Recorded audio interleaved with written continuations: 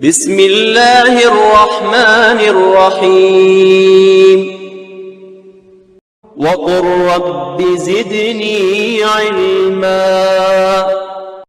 الحمدللہ رب العالمین والصلاة والسلام علی قائد الغر المحجلین نبینا محمد وعلی آلہ وصحبہ اجمعین وبعد۔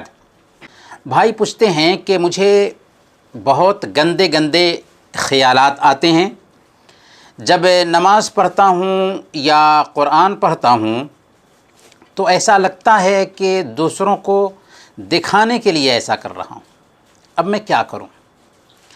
اور یہ بھی کہ مجھ سے گناہ ہو جاتا ہے، میں نہیں چاہتا کہ گناہ ہو، میں 5 وقت کی نمازیں بھی پڑھتا ہوں، میں بہت پریشان ہوں، ایک ہی گناہ مجھ سے بار بار ہوتا رہتا ہے، میری اصلاح کے لیے کچھ رہنمائی کیجیے۔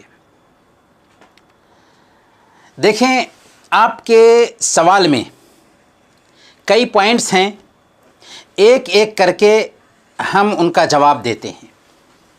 سب سے پہلے آپ نے عرض کیا کہ آپ 5 وقت کی نمازیں پڑھتے ہیں، پھر بھی ایک ہی گناہ کے بار بار شکار ہو جاتے ہیں۔ اس سے پتہ چلتا ہے کہ آپ کے اندر دینی رجحان پایا جاتا ہے اور آپ اس بات کے فکر مند ہیں کہ یہ گناہ کی جو لت ہے آپ سے چھوٹ جائے۔ یاد رکھیں، انسان بہت کمزور پیدا کیا گیا ہے اور اس کا ازلی دشمن شیطان شہوت کے راستے سے اسے سب سے زیادہ گمراہ کرنا چاہتا ہے۔ اب آپ کیا کریں کہ گناہ کی یہ لت آپ جس کے شکار ہیں اس سے آپ چھٹکارا پا لیں؟ تو سب سے پہلے نمبر پر گناہ سے چھٹکارا پانے کا بنیادی راستہ یہ ہے کہ خود میں آپ عزیمت پیدا کریں، نفس کی چاہت کو لگام دیں، صبر و ضبط کا مظاہرہ کریں، اور یاد رکھیں کہ ہمارے رب کا فرمان ہے والذین جاہدوا فینا لنہدینہم سبلنا، جو لوگ ہماری خاطر مجاہدہ کرتے ہیں، کوشش کرتے ہیں، ہم اپنے راستے ان کو دکھا دیا کرتے ہیں۔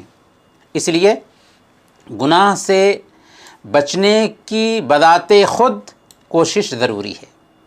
اگر کوشش کریں گے تو آپ کو ضرور اللہ کی توفیق ملے گی، اور گناہ ہوتے ہی فوراً اپنے نفس کو ملامت کریں، نادم اور شرمندہ ہوں اور توبہ اور استغفار کریں۔ امام ابن قیم رحمۃ اللہ علیہ نے بہت پتے کی بات کہی ہے، فرماتے ہیں کہ کمال العقل والصبر تدفع فتنة الشہوہ، یعنی کمال عقل اور صبر کے ذریعہ ہی شہوت کے فتنہ کو دور کیا جا سکتا ہے۔ تو جب تک کہ عزیمت نہیں آئے گی تب تک ہم شہوت کے فتنہ پہ کنٹرول نہیں پا سکتے۔ اسی کے ساتھ ہم آپ کو مشورہ دیں گے کہ ہم نے ایک ویڈیو ریکارڈ کیا ہے، خلوت یعنی تنہائی کے گناہوں سے کیسے بچیں، اس ویڈیو کو بھی آپ دیکھ لیں۔ دوسرے نمبر پر خود میں یہ احساس پیدا کریں کہ جو گناہ آپ کرتے ہیں اس کی وقتی لذت آپ کو جنت کی پرکیف نعمتوں سے محروم کر رہی ہے، اور دنیا میں آپ کی ذلت اور رسوائی کا سبب بھی یہی وقتی لذت بن رہی ہے۔ اور عقل مند انسان وہ ہوتا ہے جو وقتی لذت کے لیے ہمیشہ کی نعمت کو نہیں کھوتا۔ یاد رکھیں، ہمارے حبیب کا فرمان ہے حفت الجنت بالمکارہ وحفت النار بالشہوات، کہ جنت کو طبیعت پر شاق گزرنے والی چیزوں سے ڈھانپ دیا گیا ہے اور جہنم کو شہوتوں سے ڈھانپ دیا گیا ہے۔ اس لیے جنت چاہیے تو طبیعت پر شاق گزرنے والے کام کرنے ہوں گے، اور جہنم میں جانا ہے تو نفس کی چاہت کو پورا کرتے رہیے۔ تیسرے نمبر پر غور کریں کہ آخر کون سی چیز آپ کے گناہ میں ملوث ہونے کا سبب بن رہی ہے، پہلی فرصت میں اس سے چھٹکارا حاصل کرنے کی کوشش کریں۔ اگر تنہائی گناہ کے ارتکاب کا سبب بن رہی ہے تو تنہائی اختیار کرنے سے بچیں، خلوت میں رہنے سے بچیں۔ اگر بری صحبت گناہ کا سبب بن رہی ہے تو ایسی صحبت سے دوری اختیار کریں۔ اگر آپ گناہ کے پاس جائیں گے یا اس کے اسباب کے قریب ہوں گے تو فطری بات ہے کہ نفس کے اندر گناہ کا داعیہ پیدا ہوگا ہی۔ چوتھے نمبر پر دین کو لازم پکڑیں۔ 5 وقت کی نمازوں کی پابندی ہونی چاہیے۔ آپ نے کہا کہ ہم 5 وقت کی نمازیں پڑھتے ہیں لیکن یہ نمازیں صحیح طور پر ادا نہیں ہو رہی ہیں، صحیح طور پر ان نمازوں کی ادائیگی کرنی ہے، سنتوں اور نوافل کی پابندی کرنی ہے۔ آپ کو یاد رکھنا چاہیے ہمارے رب کا فرمان ہے ان الصلاۃ تنہی عن الفحشاء والمنکر، کہ نماز بے حیائی اور بری باتوں سے روک دیتی ہے۔ آخر ہمیں بے حیائی اور بری باتوں سے کیوں نہیں روک رہی ہے؟ وجہ صرف یہ ہے کہ نماز صحیح طریقے سے ہم ادا نہیں کر پا رہے ہیں۔ اسی طریقے سے قرآن کریم کی تلاوت ترجمہ کے ساتھ شروع کر دیں۔ اگر ہم گناہوں سے بچنا چاہتے ہیں تو بلا ناغہ کیے ہوئے پابندی کے ساتھ قرآن کے پیغام پر غور کرتے ہوئے روزانہ قرآن کی تلاوت شروع کر دیں۔ 5ویں نمبر پر اگر شادی شدہ نہیں ہیں تو شادی کر لیں، ورنہ زیادہ سے زیادہ نفلی روزوں کا اہتمام کریں، کیونکہ روزے شہوت کی آگ کو بجھاتے ہیں اور نفس میں سکون پیدا کرتے ہیں۔ صحیح بخاری اور صحیح مسلم کی روایت ہے، حضرت عبداللہ بن مسعود رضی اللہ تعالی عنہ بیان کرتے ہیں کہ اللہ کے نبی صلی اللہ علیہ وسلم نے ارشاد فرمایا، یا معاشر الشباب، اے نوجوانوں کی جماعت، من استطاع منکم الباءۃ فلیتزوج، تم میں سے جو کوئی بھی شادی کرنے کی طاقت رکھتا ہو وہ شادی کر لے، کیونکہ شادی نگاہوں کو پست رکھتی اور شرمگاہ کی حفاظت کرتی ہے، اور جو کوئی شادی کی طاقت نہ رکھتا ہو وہ روزہ رکھے، کیونکہ روزہ کسر شہوت کا سبب ہے۔ 6 نمبر پر یہ کرنا ہے کہ خود میں اللہ کا ڈر پیدا کریں، اس کی نگرانی کا احساس خود میں جگائیں کہ وہ ہر وقت ہمیں دیکھ رہا ہے، 70 دروازے بھی بند ہوں لیکن ہم اس سے چھپ نہیں سکتے، وہ ہماری نگرانی کر رہا ہے، وہ ہمیں جان رہا ہے، وہ ہماری ہر بات سن رہا ہے، اس کے فرشتے ہماری ایک ایک حرکت ریکارڈ کر رہے ہیں، اور ہم نے اپنے جن اعضاء کو لذت پہنچانے کے لیے یہ گناہ کیا، وہ اعضاء بھی کل قیامت کے دن ہمارے خلاف اللہ کے دربار میں گواہی دینے والے ہیں۔ پھر اپنے اندر فکر آخرت پیدا کریں، موت کو تازہ کریں، کیا پتہ کہ موت اس وقت آ جائے جب کہ ہم اللہ کی حرمت کو پامال کر رہے ہوں، گناہ کا ارتکاب کر رہے ہوں، اور موت کے بعد کی زندگی کے بارے میں غور کریں، قیامت کی ہولناکی کو ذہن میں بیٹھائیں، ترغیب و ترہیب پر مشتمل کتابیں پڑھیں یا لیکچر سنیں تاکہ خود میں اللہ کا ڈر پیدا ہو اور ہم گناہ سے بچ سکیں۔ رہی یہ بات کہ توبہ کرنے کے بعد بھی دوبارہ آپ سے گناہ ہو جاتا ہے تو ایسا اس لیے ہوتا ہے کہ اطاعت کے کاموں میں آپ کمزور پڑ رہے ہیں۔ جب رب سے دور ہوں گے تو شیطان کی گرفت، اس کی پکڑ سخت ہونے لگتی ہے، اس لیے اطاعت کے کاموں کی طرف دھیان دیجیے، نمازوں کی پابندی کیجیے، قرآن کی تلاوت کیجیے، اور اس کے ساتھ ساتھ مایوس نہ ہوں۔ گناہ ہوتا ہے، توبہ کرتے رہیں، اللہ رب العالمین توبہ قبول کرتا رہے گا۔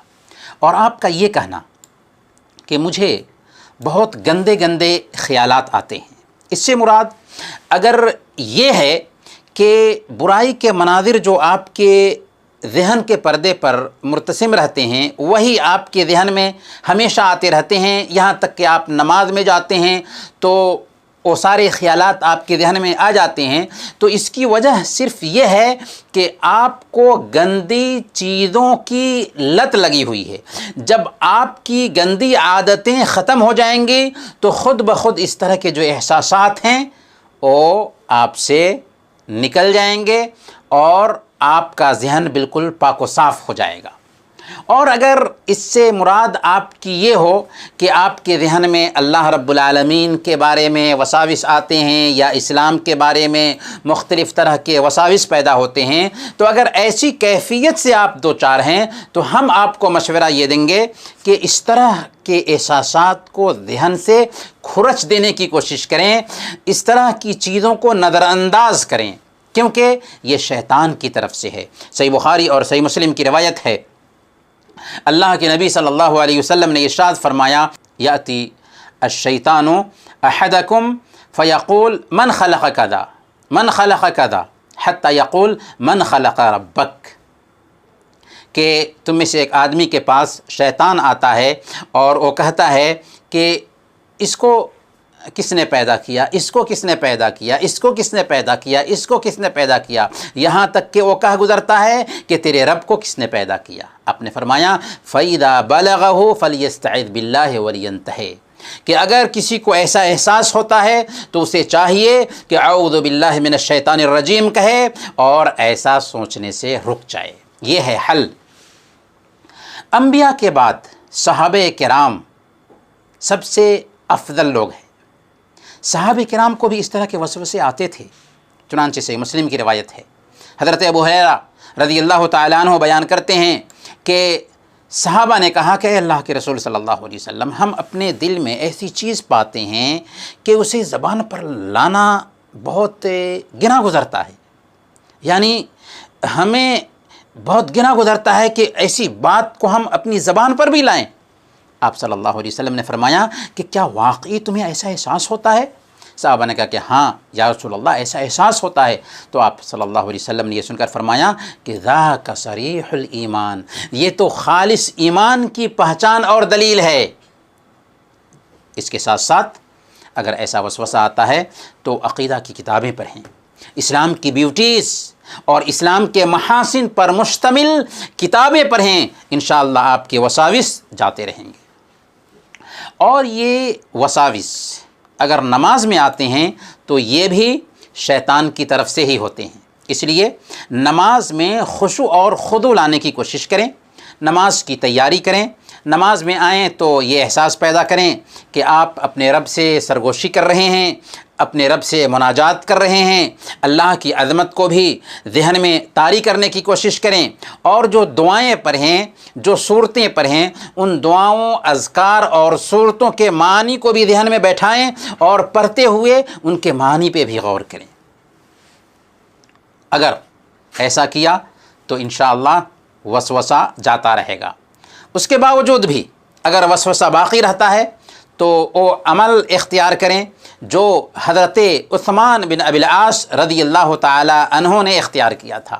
صحیح مسلم کی روایت ہے، حضرت عثمان بن ابی العاص رضی اللہ تعالی عنہ نے اللہ کے نبی صلی اللہ علیہ وسلم کے پاس آ کر کے شکایت کی کہ انہیں نماز میں وسوسے آتے ہیں۔ انہوں نے کہا کہ شیطان میرے اور میری نماز کے بیچ حائل ہو جاتا ہے اور میری قرأت مجھ پر خلط ملط کرنے لگتا ہے، تو میں کیا کروں؟ اللہ کے نبی صلی اللہ علیہ وسلم نے یہ سن کر فرمایا تھا کہ ذاک شیطان یقال له خنزب فَإِذَا أَحْسَسْتَهُ فَتَعَوَّذْ بِاللَّهِ مِنْهُ وَاتْفِلْ عَلَى يَسَارِكَ ثَلَاثًا، کہ یہ شیطان ہے جس کا نام خنزب ہے۔ اگر تمہیں اس کا احساس ہو تو تم کیا کرو؟ تم اعوذ باللہ من الشیطان الرجیم کہو، اللہ کی جناب میں شیطان کے شر سے پناہ مانگو، اور بائیں طرف 3 مرتبہ تھوک دو، نماز کی حالت ہی میں بائیں طرف 3 مرتبہ تھوک دو۔ حضرت عثمان بن ابی العاص رضی اللہ تعالیٰ عنہ کہتے ہیں کہ میں نے ایسا ہی کیا، چنانچہ اللہ تعالیٰ نے میرا وسوسہ دور کر دیا۔ آپ کا یہ کہنا کہ جب میں نماز پڑھتا ہوں یا قرآن پڑھتا ہوں تو ایسا لگتا ہے کہ دوسروں کو دکھانے کے لیے ایسا کر رہا ہوں، اب میں کیا کروں؟ تو یہ احساس بھی اصل میں آپ کے ایمان اور آپ کی عقل مندی کی دلیل ہے۔ اخلاص کے بغیر واقعی کوئی عمل مقبول نہیں ٹھہرتا۔ ریاکاری اور دکھلاوا اگر کسی بھی عمل میں آ گیا تو وہ عمل ہمارے چہرے پر مار دیا جاتا ہے۔ اس لیے بندے کو چاہیے کہ اپنے عمل میں اخلاص پیدا کرنے کی کوشش کرے۔ لیکن ریاکاری کا علاج یہ نہیں ہے کہ آپ عمل ہی چھوڑ دیں۔ نماز پڑھتے ہیں، قرآن پڑھتے ہیں، آپ کو احساس ہوتا ہے کہ میں دکھلانے کے لیے ایسا کر رہا ہوں، تو اگر یہ احساس ہوتا بھی ہے تو اس کا مطلب یہ نہیں کہ آپ عمل چھوڑ دیں، بلکہ کوشش یہ ہونی چاہیے کہ ریاکاری کا جو وسوسہ آتا ہے اس کو ذہن سے کھرچ کر نکال دیں، اور جو عمل کرنا مطلوب ہے وہ عمل کریں۔ اسی لیے فضیل بن عیاض رحمۃ اللہ علیہ نے اس حوالے سے بہت پتے کی بات کہی ہے۔ وہ فرماتے ہیں کہ العمل من اجل الناس شرکن، العمل من اجل الناس شرکن، کہ لوگوں کے لیے عمل کرنا شرک ہے۔ وترکہ من اجل الناس ریاء، اور لوگوں کی وجہ سے اس عمل کو چھوڑ دینا یہ ریاکاری ہے۔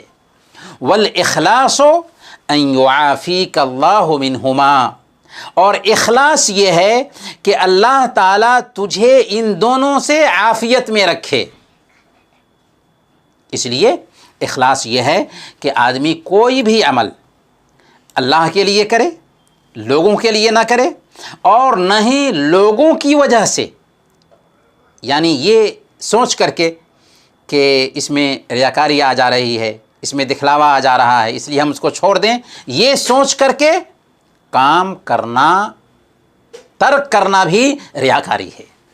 اور جہاں تک ہو سکتا ہو اپنے عمل کو بھی چھپانے کی کوشش کریں، ریاکاری کے اخروی انجام پر غور کریں۔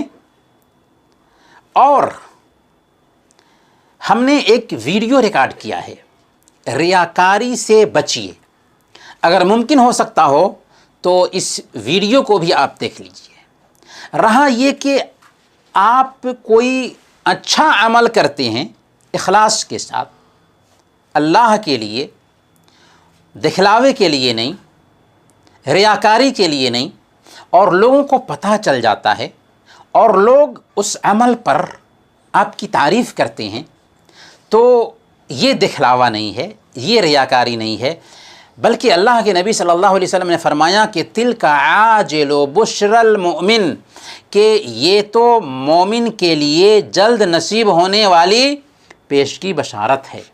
پر کیف یہ جواب رہا آپ کے سوال کا، امید کہ آپ کے سوال کا جواب واضح ہوگا۔ وصلی اللہ علی نبینا محمد وعلی آلہ وصحبہ اجمعین۔